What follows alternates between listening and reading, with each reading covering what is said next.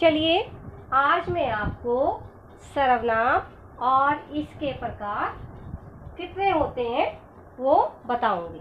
ठीक है, तो इसके लिए मैंने बोर्ड पर कुछ वाक्य लिखे हैं, वो मैं आपको पढ़कर बताती हूँ। आप भी मेरे साथ पढ़ेंगे।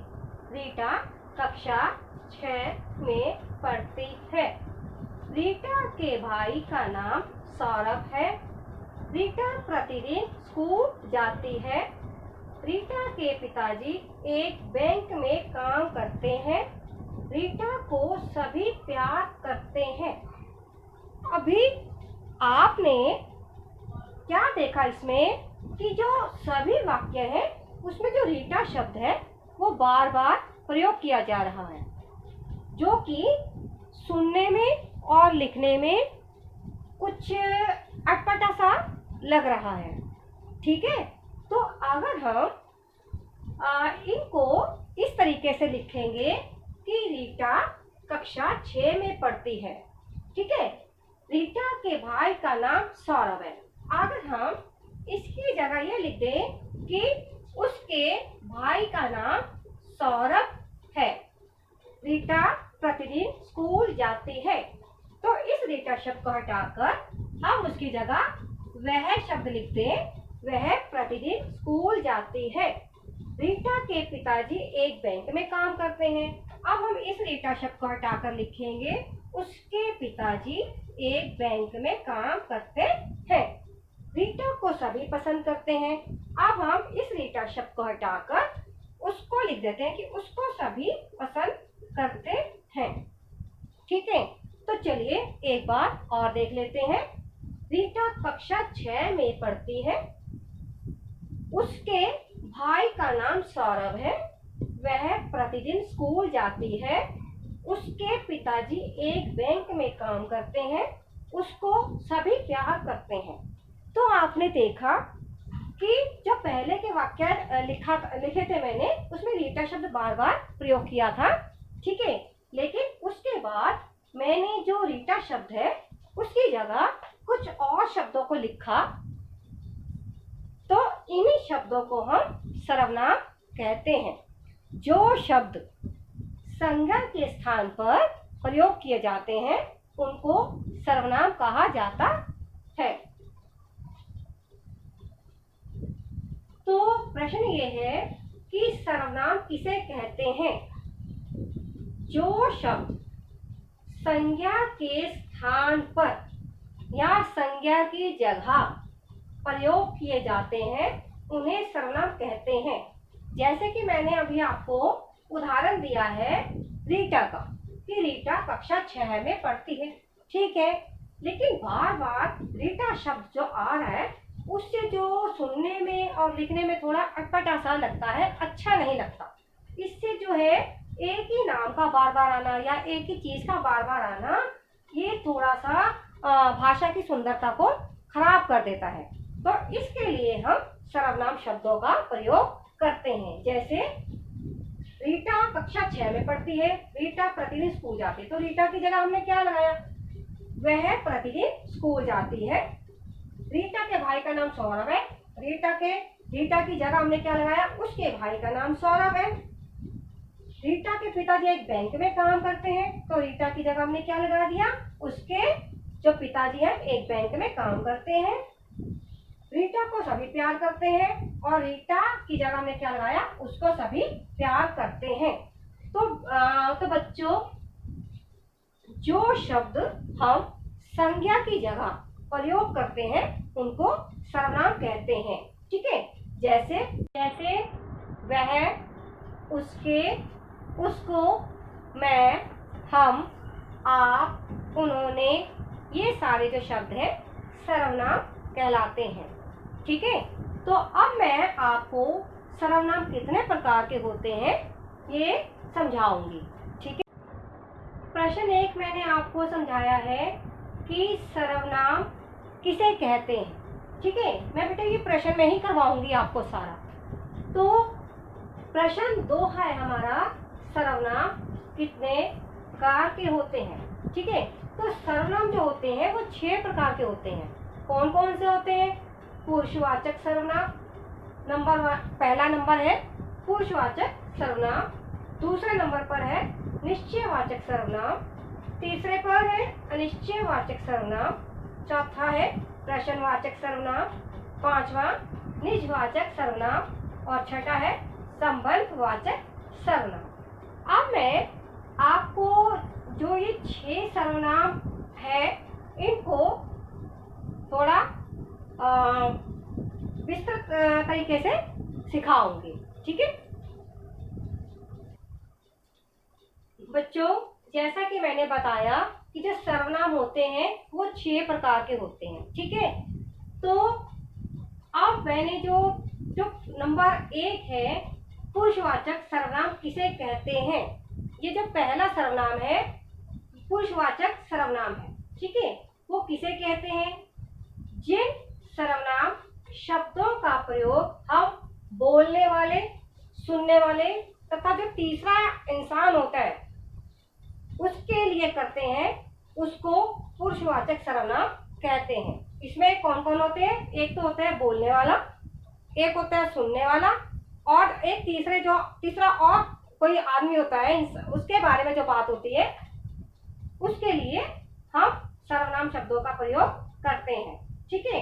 तो जो पुरुषवाचक सर्वनाम है ये 3 प्रकार के होते हैं, इसके भी भेद है। जो पुरुषवाचक सर्वनाम है ये भी 3 प्रकार का होता है, एक होता है उत्तम पुरुष, एक मध्य पुरुष और एक अन्य पुरुष।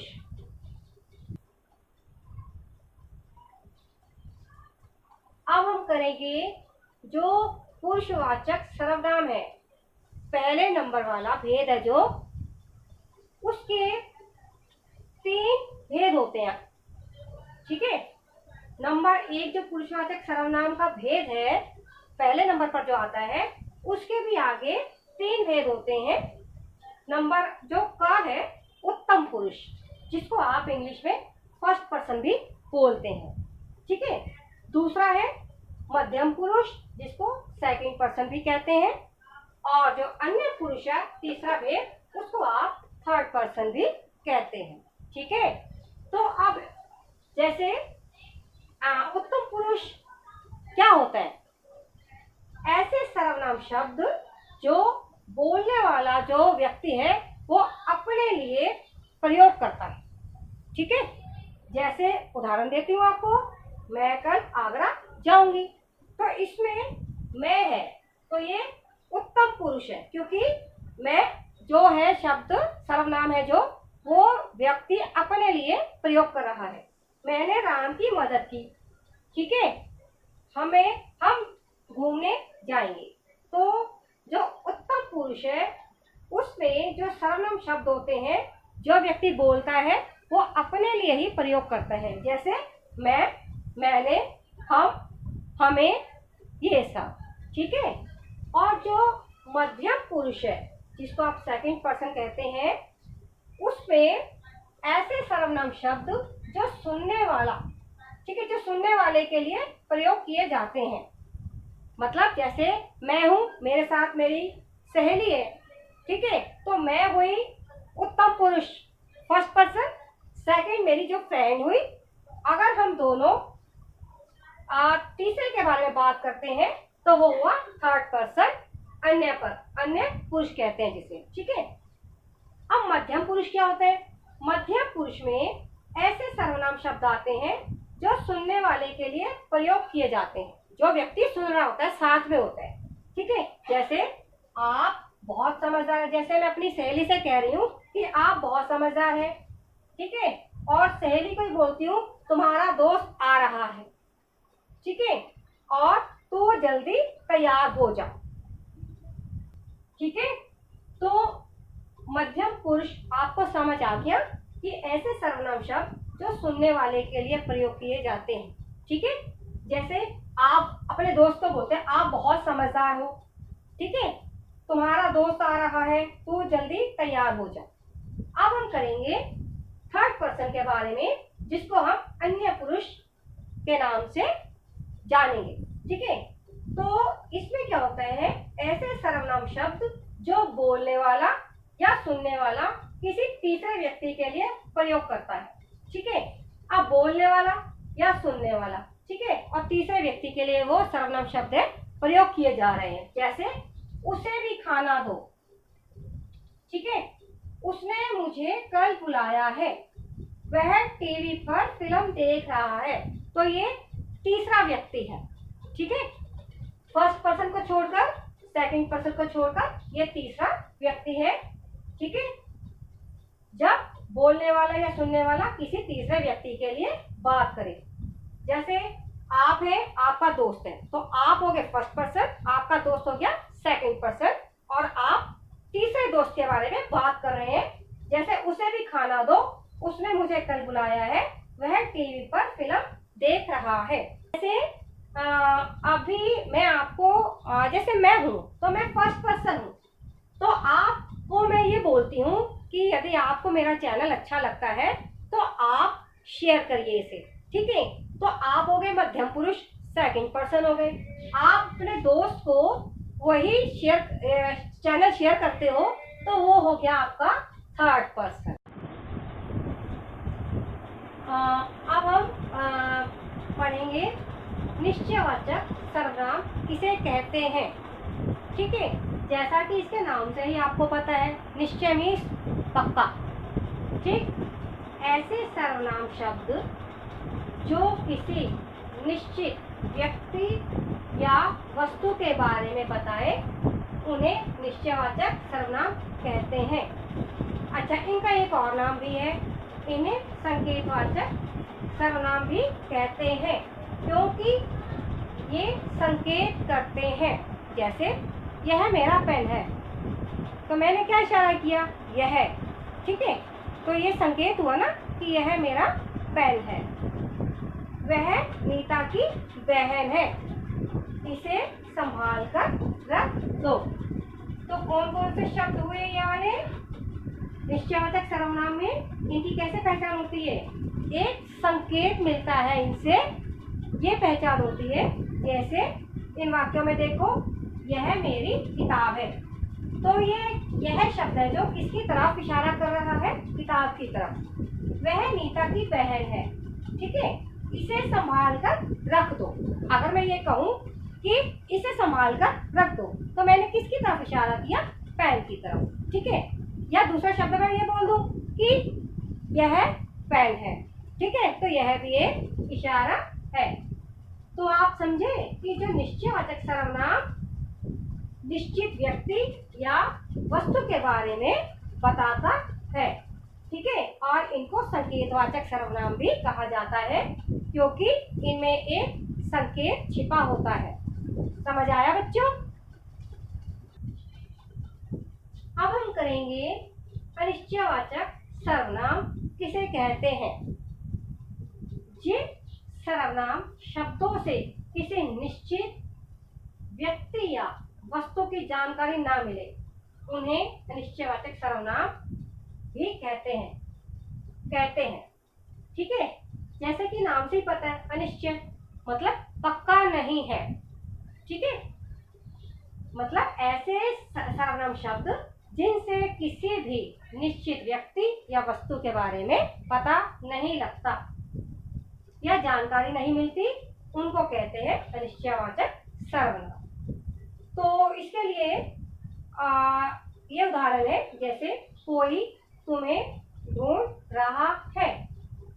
अब अगर हम ये प्रश्न करें कि तुम्हें कौन ढूंढ रहा है, तो उसमें आपको पक्का नहीं है कि आप, कोई नाम नहीं है यहाँ पर, तो कोई शब्द आया है, ठीक है, तो ये निश्चित नहीं है, यानी अनिश्चित है। चलो कहीं घूमने चलें। अब अगर मैं प्रश्न करूं कहाँ घूमने चलें, कहीं, तो इस पर आपको कोई जगह का नाम नहीं है कि मंसूरी जाना है, नैनीताल जाना है, ऐसा कुछ नहीं है। चलो कहीं घूमने चलो, ठीक है। कोई गीत गा रहा है। अब प्रश्न ये है, हम प्रश्न करते हैं इसमें, कौन गीत गा रहा है? कोई मीन्स कोई भी, अनिश्चित है, ठीक है। किसी का पैर नीचे पड़ा है। किसका पैर नीचे पड़ा है? किसी का। तो वो व्यक्ति या वस्तु के बारे में नहीं पता लग रहा कि किसका है, ठीक है। अगर कोई नाम होता तो ये निश्चित सर्वनाम बन बनते, लेकिन इसमें अनिश्चय है, मतलब कुछ पता नहीं लग रहा, ठीक है, कि कौन है, किसके बारे में है, तो इसको हम अनिश्चयवाचक सर्वनाम कहते हैं। जैसे कोई तुम्हें ढूंढ रहा है, तो कोई भी हो सकता है, ठीक है। चलो कहीं घूमने चले, अब कोई जगह नहीं है पक्की, मसूरी है, नैनीताल है, शिमला है, ऐसा कुछ नहीं है कहीं। कोई गीत गा रहा है, कोई भी हो सकता है। किसी का पेन नीचे पड़ा है, किसका पेन पड़ा है नीचे? किसी का। किसी मतलब कुछ ना उस व्यक्ति के बारे में पता है, ना उस चीज के बारे में पता है, ठीक है। तो ये सब है अनिश्चयवाचक सर्वनाम, ठीक है। अब है नंबर 4, प्रश्नवाचक सर्वनाम किसे कहते हैं। यहाँ मैंने 5 लिखा है, लेकिन जो सर्वनाम का भेद करवा रही हूँ मैं, वो 4 नंबर वाला है, ठीक है। क्योंकि जो नंबर 1 पर मैंने प्रश्न लिखा था वो था सर्वनाम किसे कहते हैं, और उसके बाद जो मैंने करवाया 2, 3, 4, 5 वो सर्वनाम के भेद, ठीक है बच्चों। तो अब है चौथा भेद है जो सर्वनाम का, वो है प्रश्नवाचक सर्वनाम किसे कहते हैं। जैसा कि आपको नाम से ही समझ आ जाना चाहिए, ऐसे सर्वनाम शब्द जिनका प्रयोग प्रश्न पूछने के लिए किया जाता है, उन्हें प्रश्नवाचक सर्वनाम कहते हैं, ठीक है। जैसे आपका क्या नाम है, आप कहाँ जा रहे हो, आपके हाथ में क्या है, ठीक है। वहां कौन खड़ा है, कौन, आज माँ ने क्या पकाया या क्या बनाया, इनाम किसे मिला, गंदगी किसने फैलाई। और सबसे जो जरूरी बात है, इसमें जो वाक्य है इनके पीछे प्रश्न चिन्ह बना होता है, ठीक है। तो यहीं से आपको इसकी पहचान हो जाती है कि ये प्रश्नवाचक सर्वनाम है, ठीक है। तो इनमें जो वाक्य है उनमें प्रश्न चिन्ह बना होता है, और साथ में शब्द लगे होते हैं क्या, कौन, क्या, किसे, किसने, ठीक है बच्चों। तो प्रश्नवाचक सर्वनाम किसे कहते हैं? ऐसे सर्वनाम शब्द जिनका प्रयोग हम प्रश्न पूछने के लिए करते हैं, ठीक है, उन्हें क्या कहते हैं? प्रश्नवाचक सर्वनाम कहते हैं। जैसे क्या, कौन, किसे, किसने आदि। अब है जो छठे नंबर का भेद है, 5वें नंबर का, वो है निजवाचक सर्वनाम किसे कहते हैं। जैसे कि जो निज है, निज शब्द का मतलब है पर्सनल, अपने लिए, ठीक है, व्यक्तिगत भी कह सकते हैं इसे आप। ऐसे सर्वनाम शब्द जो कर्ता, अब कर्ता किसे कहते हैं? सब्जेक्ट, जो काम करता है, ठीक है, के साथ अपनापन बताने के लिए प्रयोग किए जाते हैं, उन्हें निजवाचक सर्वनाम कहते हैं। जैसे इन वाक्यों में मैं अपने आप खा लूंगा, अब जो मैं है सब्जेक्ट है, कर्ता। जैसे मैं ही आपसे बोलूं कि मैं अपने आप खा लूंगी, तो मैं किसके लिए बोल रही हूँ? अपने लिए ही। तो ये निजवाचक हुआ, व्यक्तिगत हुआ, पर्सनल हुआ, ठीक है। मैं अपने आप खा लूंगी या खा लूंगा, ठीक है। मैं स्वयं, स्वयं को और भी बोलते हैं खुद, ठीक है, मैं स्वयं ही पढ़ लूंगा, यानी जो मैं काम करूंगा वो अपने आप ही कर लूंगा, ठीक है। तो इसमें स्वयं शब्द है वो है निजवाचक सर्वनाम, और अपने आप जो शब्द है सर्वनाम है जो अपने आप और स्वयं, जो ये सर्वनाम शब्द है ये कौन से कहलाएंगे? निजवाचक सर्वनाम, ठीक है। जैसे ऐसे सर्वनाम शब्द जो कर्ता, कर्ता मीन्स काम करने वाला, सब्जेक्ट, अपने अपनापन बताने के लिए प्रयोग करें, उन्हें निजवाचक सर्वनाम कहते हैं, ठीक है। जैसे मैं अपने आप खा लूंगा, मैं अपने आप ही चला जाऊंगा, मैं खुद ही खाना लेकर खा लूंगा, साथ है संबंधवाचक सर्वनाम किसे कहते हैं? ऐसे सर्वनाम शब्द जिनसे वाक्य के दूसरे सर्वनाम शब्दों से संबंध जुड़ता है उन्हें संबंधवाचक सर्वनाम कहते हैं। इन वाक्यों को ध्यान से पढ़िए और देखिए तो आपको समझ ऐसा करोगे वैसा भरोगे। तो इसमें यह वाक्य का संबंध इस वाक्य से है। ठीक है, देखो अगर हम इसमें से एक लिखते हैं तो ये अलग हो जाएगा, तो उसका कोई अर्थ नहीं निकलेगा। तो जैसा करोगे वैसा भरोगे। तो जैसा सर्वनाम है उसका जो संबंध हो रहा है वैसा शब्द से। ठीक है, जिसे इनाम मिला वह मेरा भाई है। अब जिसे क्या है? सर्वनाम। ठीक है, इनाम मिला है के बाद फिर दूसरा वाक्य शुरू हो गया, वह मेरा भाई है। तो जिसे और वह ये दोनों सर्वनाम एक दूसरे वाक्य को जोड़ते हैं। जैसी करनी वैसी भरनी। अब जैसी और वैसी ये जो शब्द है सर्वनाम है। ठीक है, और दोनों ही एक दूसरे वाक्य को जोड़ रहे हैं। हमने जिसे पढ़ाया उसे सफलता मिली। अब हमने जिसे पढ़ाया उसे सफलता मिली। हमने क्या है? सर्वनाम। ठीक है, जिसे पढ़ाया उसे सफलता मिली। अब इसमें भी दो वाक्य जो है वो सर्वनाम के माध्यम से या सर्वनाम के द्वारा जुड़े हुए हैं। तो ये क्या है? आपके संबंधवाचक सर्वनाम, जिसमें दो वाक्यों के जो सर्वनाम शब्द है वो एक दूसरे के साथ संबंध बताते हैं। तो संबंधवाचक सर्वनाम किसे कहते हैं? ऐसे सर्वनाम शब्द जिनसे वाक्य के दूसरे सर्वनाम शब्दों से, ठीक है, जैसे दूसरे शब्द ये हो गए, ठीक है, उनसे संबंध जुड़ता है उन्हें संबंधवाचक सर्वनाम कहते हैं। जैसे जैसा का संबंध किससे जुड़ा है? वैसा से। जिसे का वह से।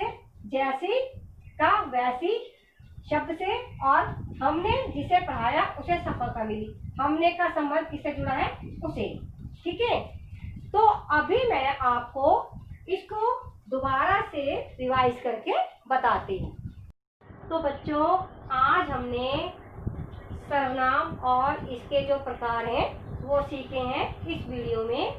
ठीक है, तो आपको कोई मुश्किल ना हो इसके लिए मैंने आपको इस तरीके से बताया है, आपको आसानी से समझ आ जाएगा।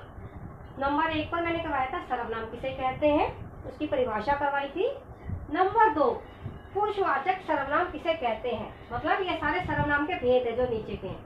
और पुरुषवाचक सर्वनाम के 3 भेद हैं, उत्तम पुरुष, मध्यम पुरुष, अन्य पुरुष, जिसको आप first person, second person, third person भी कहते हैं। नंबर 3 पर करवाया था निश्चयवाचक सर्वनाम किसे कहते हैं। नंबर 4 पर था हमारा अनिश्चयवाचक सर्वनाम किसे कहते हैं। नंबर 5 पर था प्रश्नवाचक सर्वनाम किसे कहते हैं। नंबर 6 पर निजवाचक सर्वनाम किसे कहते हैं। और प्रश्न 7 था हमारा संबंधवाचक सर्वनाम किसे कहते हैं। उम्मीद करती हूँ कि ये वीडियो आपको समझ आ गई होगी। कमेंट करके मुझे बताइएगा।